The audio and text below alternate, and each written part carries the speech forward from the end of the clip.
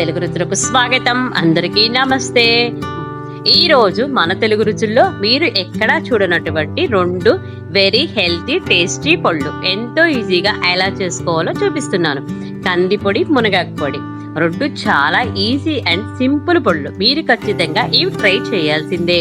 కంది పొడి, మునగాకు పొడి అన్నంలోకి, ఇడ్లీ, దోశలోకి ఎంతో పర్ఫెక్ట్ గా ఉంటాయి. కంది పొడి, మునగాకు పొడి ఈ రెండు పొడులకి ఎంతో ప్రాముఖ్యత ఉంది.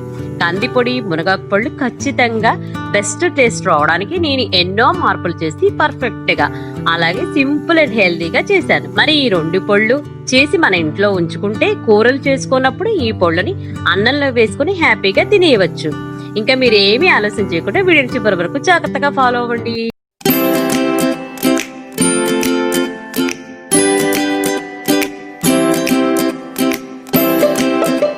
ముందుగా ఎంతో స్పెషల్ పొడి కంది పొడిని ఈజీగా ఎలా చేయాలో చెప్తాను. కంది పొడి అనేది మనం వేడివేడి అన్నంలోకి వేసుకొని కొంచెం నెయ్యి వేసుకుంటే ఇంకా దీన్ని మించిన టేస్ట్ మరెక్కడా దొరకదు. ఇది నేను ఖచ్చితంగా నా స్టైల్లో నిజమైన కంది పొడి టేస్ట్ వచ్చేలాగా సింపుల్ గానే చేసి చూపిస్తున్నాను. కొలతల గురించి మీకు డౌట్ ఏమీ వద్దు, చేసుకోవడం చాలా చాలా ఈజీ. ఇంకా దీని ప్రాసెస్ ఏంటో చూద్దాం.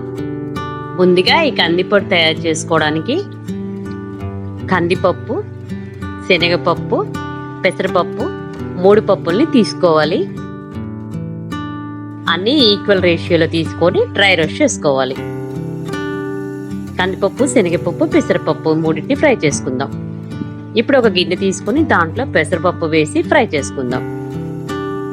ఈ పెసరపప్పు వేసిన తర్వాత ఫ్లేమ్ లోలో అడ్జస్ట్ చేసుకుని ఫ్రై చేసుకోవాలి. ఈ పప్పు వేసిన దగ్గర నుంచి కలుపుతూనే ఉండాలి. ఈ సిమ్లో పెట్టుకొని మాత్రమే వేయించుకోవాలి. అలా వేయించుకుంటేనే ఈ పొడి అనేది మనకి చాలా రుచిగా వస్తుంది. ఐలో మాత్రం పప్పులను అసలు వేయించొద్దండి. అలా వేయించడం వల్ల పప్పు అనేది వేగదు, అందుకోసం మనకి టేస్ట్ అనేది రాదు. ఇప్పుడు పెసరపప్పు వేయిపోయింది కదా, నెక్స్ట్ కందిపప్పు కూడా వేసి ఫ్రై చేసుకుంటున్నాను. ఈ కందిపొడి అనేది చాలా అంటే చాలా కమ్మగా, చాలా రుచిగా ఉంటుందండి. మీరు ఖచ్చితంగా నేను చెప్పిన విధంగా ట్రై చేయండి. ఈ పొడి అనేది వేడివేడి అన్నంలో వేసుకొని తింటే చాలా రుచిగా ఉంటుంది. అంతేకాకుండా మనం ఎప్పుడైనా ఆవకాయ కలుపుకొని తిన్నప్పుడు దాంట్లో కూడా ఒక స్పూన్ వేసుకొని తింటే ఈ టేస్ట్ అనేది చాలా బాగుంటుంది. మీరు ఈసారి ఆవకాయ తిన్నప్పుడు ఖచ్చితంగా ట్రై చేయండి, చాలా బాగుంటుంది. ఇప్పుడు కందిపప్పు వేయిపోయింది కదా, నెక్స్ట్ శనగపప్పు వేయించుకుందాం. ఇలాగ కంది పొడి, మనం మునగాకు పొడి, నువ్వుల పొడి అలా చేసి పెట్టుకుంటే ఎప్పుడైనా మనం పిల్లలు కూరలు తినప్పుడు ఈ పొళ్ళు వేసి ఇస్తే చాలా బాగా ఎంజాయ్ చేస్తారు. అట్లాగే నువ్వుల పొడి అనేది కూడా చాలా కమ్మగా ఉంటుంది. అది మీరు కావాలంటే డిస్క్రిప్షన్ బాక్స్లో చూడండి, లేదా ఐకార్డ్లో కూడా చూడొచ్చు మీరు. ఇప్పుడు లో ఫ్లేమ్లో పెట్టుకొని అట్లాగే ఎండుమిర్చిని కూడా మన స్పైసెస్ తగ్గట్టుగా వేసి ఫ్రై చేసుకోవాలి.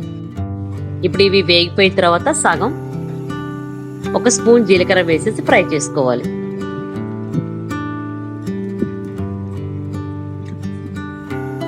జీలకర్ర అనేది లాస్ట్ లో వేయాలి, లేదంటే మాడిపోతుందండి. ఒక స్పూనే కాబట్టి. ఇప్పుడు అన్ని వేగిపోయిన తర్వాత స్టవ్ ఆఫ్ వేసుకొని చల్లారిపోయిన తర్వాత అన్ని మిక్సీ పట్టేసుకోవాలి. ముందుగా ఎండుమిర్చి, పప్పులన్నీ వేసి ఒకసారి మిక్సీ పట్టుకోవాలి. సగం మిక్సీ అయిన తర్వాత ఇప్పుడు ఒక స్పూను సాల్ట్, అలాగే వెల్లుల్లిపాయలు వేయాలి. వెల్లుల్లిపాయలు ఫస్ట్ వేయకూడదు. ఇప్పుడు అన్ని వేసేసిన తర్వాత మనకి కందిపొడి అనేది రెడీ అయిపోయింది. ఇప్పుడు దీన్ని ఒక సర్వింగ్ బౌల్లో సర్వ్ చేసుకుందాం. అంతేనండి, ఎంతో రుచికరమైన కందిపొడి మనకి రెడీ అయిపోయింది కదా. నెక్స్ట్ మునగాకు పొడి ఎలా తయారు చేయాలో చూద్దాం. మునగాకు పొడి ఎంతో ప్రత్యేకమైనది, ఎందుకంటే ఇది చాలా హెల్దీయే కాకుండా టేస్ట్ కూడా బాగుంటుంది. పర్ఫెక్ట్ గా నేను చెప్పే విధానంలో చేస్తే. మునగాకు పొడి పర్ఫెక్ట్ గా ఎలా చేసుకోవాలో నేను చెప్తాను. మునగాకులో ఉండే పోషక విలువలు మన ఇమ్యూనిటీని పెంచడంలో ఎంతో ఉపయోగపడుతుంది. ముఖ్యంగా పిల్లలకి ఈ పొడి చాలా అవసరం. మరి ఇప్పుడు ఈ పొడి ఎలా చేయాలో చూద్దాం. ఇప్పుడు మునగాకు పొడి ఎలా తయారు చేసుకోవాలో చూద్దాం.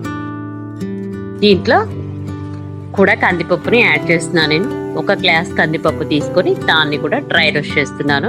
దీంట్లో కందిపప్పు, పొట్టు మినపప్పుని యాడ్ చేస్తున్నాను. ఇప్పుడు కందిపప్పు వేగిపోయింది కదా, ఇప్పుడు దీంట్లో పొట్టు మినపప్పు ఒక గ్లాస్ వేసుకొని ఫ్రై చేసుకోవాలి. ఈ పొట్టు మినపప్పు వేగిపోయిందని మనకు తెలియాలంటే ఈ పప్పు మనకి వేగిన తర్వాత దీంట్లో నుంచి మనకి మంచి అరోమా అనేది వస్తుంది. అప్పుడు మనకి పప్పు వేగిపోయినట్టు. దీంట్లో ఒక గ్లాస్ కందిపప్పు, ఒక గ్లాస్ పొట్టి మినపప్పు, ఒక గ్లాస్ ధనియాలు తీసుకుంటున్నాను. సేమ్ రేషియోలో తీసుకొని అన్ని డ్రై రోస్ట్ చేసుకోవాలి. ఇప్పుడు ధనియాల్ని కూడా ఫ్రై చేసుకోవాలి. అయితే ఈ మునగాకు పొడి అనేది ఇమ్యూనిటీని చాలా ఎక్కువగా పెంచుతుంది. పిల్లలకి ఇది ఎంతో అవసరం. దీంతో పాటు అప్పుడప్పుడు మనం సొంటి పొడి కూడా పెడితే పిల్లలకి చాలా మంచిదండి. వీళ్ళు ఆకలి వేయినప్పుడు ఇలా సొంటి పొడిని మనం ఫస్ట్ ముద్దలో నెయ్యి వేసి పెడితే వారంలో 3 రోజులు అలా పెట్టడం వల్ల పిల్లలకి ఆకలి అనేది పెంచుతుంది సొంటి పొడి అనేది. ఇది నేను ఆల్రెడీ చేసిన వీడియోలో ఉందండి. మీరు కావాలంటే డిస్క్రిప్షన్ బాక్స్ లో లేదా ఐకార్డ్ లో కూడా చూడవచ్చు. తర్వాత ఇప్పుడు ధనియాలు వేయిపోయాయి కదా, అలాగే ఎండుమిర్చిని కూడా మన స్పైసెస్ తగ్గట్టుగా వేసుకోవాలి. నేను ఒక 15 నుంచి 20 ఎండుమిర్చి వేసాను. నేను వేసిన రేషియోకి ఎండుమిర్చి వేసాను. ఇప్పుడు ఇవి కూడా ఫ్రై అయిపోయిన తర్వాత పక్కన పెట్టేసుకొని మునగాకుని వేసి ఫ్రై చేసుకోవాలి. ఈ మునగాకు అనేది ముందుగానే మనం కడిగేసేసి దాన్ని కొంచెం ఎండబెట్టిన తర్వాత ఫ్రై చేసుకుంటే ఇది ఈజీ.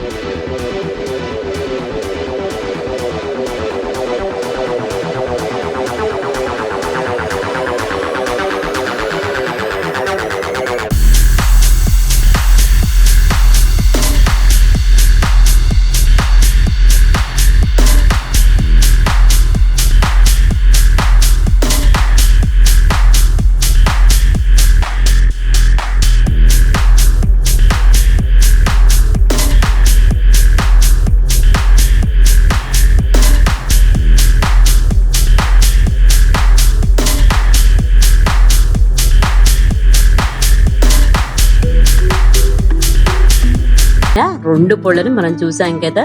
మీరు కూడా ఖచ్చితంగా తయారు చేసి ఇంట్లో పిల్లలకి అప్పుడప్పుడు పెట్టండి. చాలా అంటే చాలా మంచి హెల్దీ పొళ్ళండి.